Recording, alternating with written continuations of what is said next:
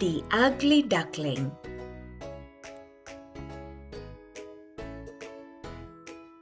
It was summer in the country. All the hay had been stacked and the fields of corn were yellow. Round the edges of the fields ran deep canals, and right in the middle was an old house.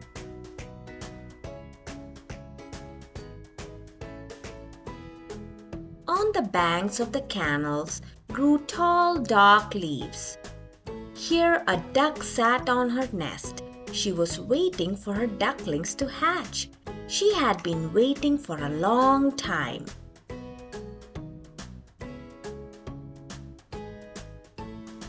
At last, the eggs began to crack. One by one, the ducklings poked their heads out. "Cheep, cheep," they said, and they saw the big outside world. Soon, all the eggs had hatched except one. This was the biggest of all the eggs.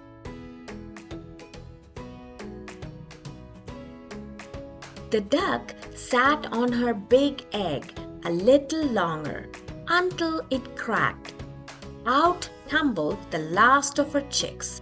She looked at him and said, "Oh dear, you are so big and ugly."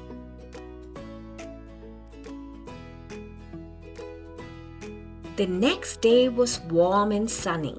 The duck took her new family down to the canal. She splashed into the water. One by one, the ducklings followed her.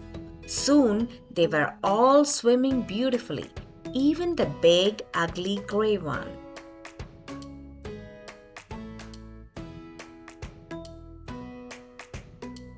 Next, the mother took her ducklings into the duckyard. "Stay close to me and watch out for the cat," she said to them. "And remember to bow your heads to that duck over there." This was the oldest and most important duck in the yard. The duckyard was very noisy. The ducklings walked close to their mother and remembered to bow their heads. The other ducks thought they were all beautiful, except for the big ugly one. The ducklings lived in the yard, but the ugly duckling was very unhappy. The older ducks pecked at him and laughed. He had nowhere to go. One day he ran away. He ran until he came to the great marsh where the wild ducks lived. The duckling was very tired. He lay in the rushes for 2 whole days. Then the wild ducks and some geese came to look at him. "You are very ugly," they said, and they laughed at him. The poor ugly duckling ran away from the great marsh. He ran and ran over the fields and meadows. The wind blew and the duckling was cold and tired. It was getting dark. The duckling found a little cottage. It was very old and the door was falling off. This left a gap just big enough for the duckling to creep inside out of the cold.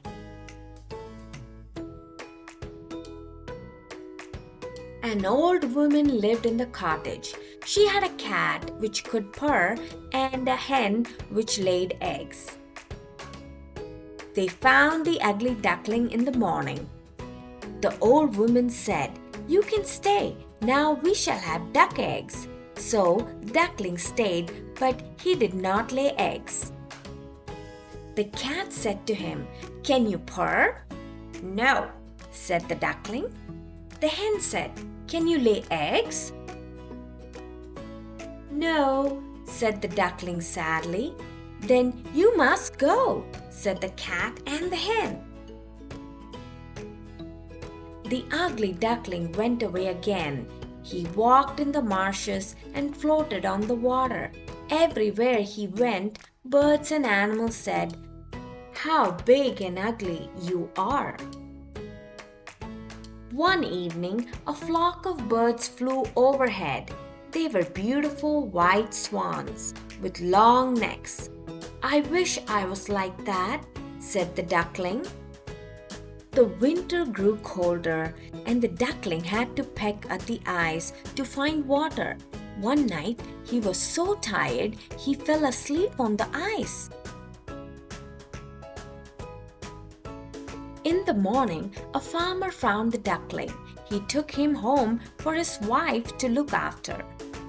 When the duckling was better, the farmer's children wanted to play with him. He was frightened and tried to run away from them.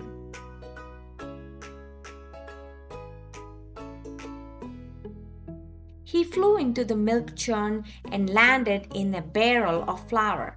The children laughed and tried to catch him. The duckling ran far away.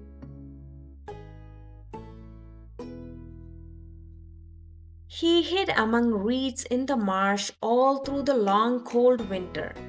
Then the warm spring sun came. The duckling spread his wings. They were strong wings now, and he flew high into the air.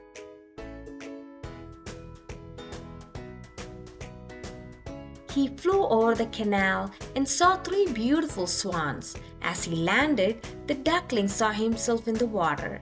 He was not an ugly duckling at all. He was a beautiful white swan. "Come with us," said the other swans, and he did.